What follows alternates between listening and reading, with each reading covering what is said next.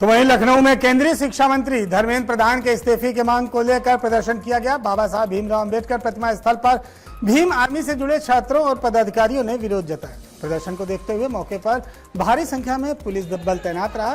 Police ने प्रदर्शनकारियों को हिरासत में लेकर फिलहाल इको गार्डन भेज दिया है।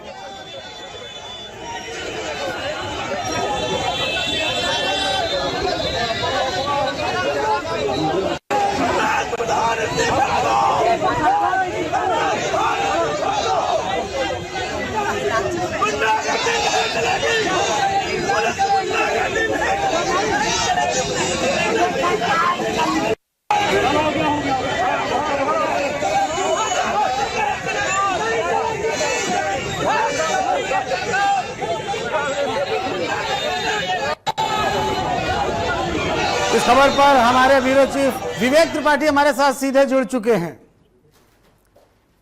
किस तरह का विवेक ये प्रदर्शन है और इनको अब फिलहाल बताया जा रहा है इको गार्डन भेज दिया गया है, कहां पर ये प्रदर्शन चल रहा था और क्या कुछ इनकी मांगे थी?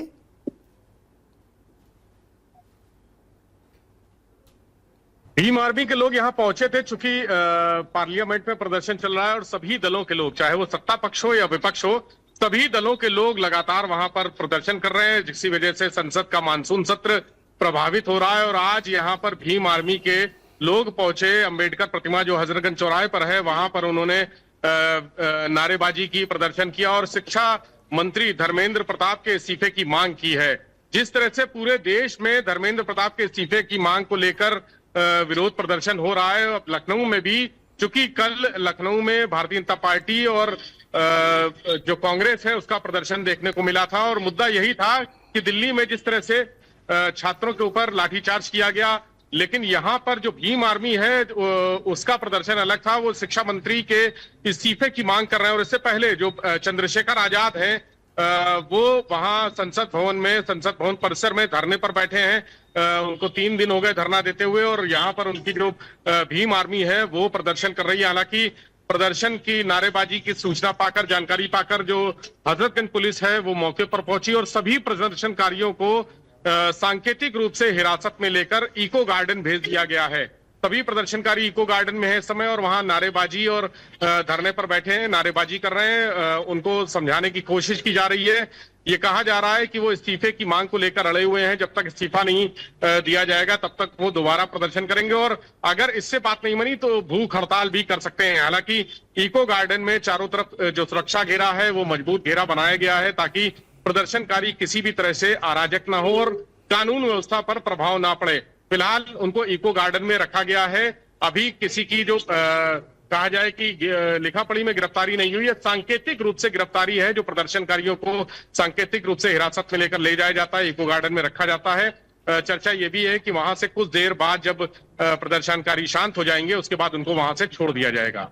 विवेक, ये देखा जा रहा है पिछले काफी समय से 2-3 दिनों से लगातार सड़कों पर लोग उतर रहे हैं, तो क्या पुलिस की क्या व्यवस्था है वहां पर? चूंकि मुख्य मार्ग है तो किस तरह से फोर्सेस का डिप्लॉयमेंट किया गया है और साथ ही साथ इन प्रदर्शनकारियों को जो ये कर रहे हैं वहां धारा 163 बताया जा रहा है लगी हुई है हजरतगंज और विधानसभा के आसपास।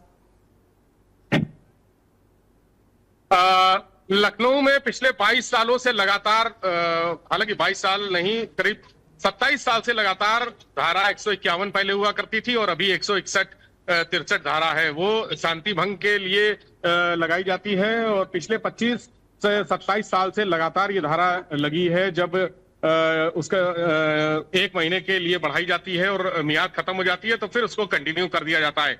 लेकिन धरना प्रदर्शन, सामाजिक आंदोलन ये लगातार होते रहे हैं और आज भी वही हुआ।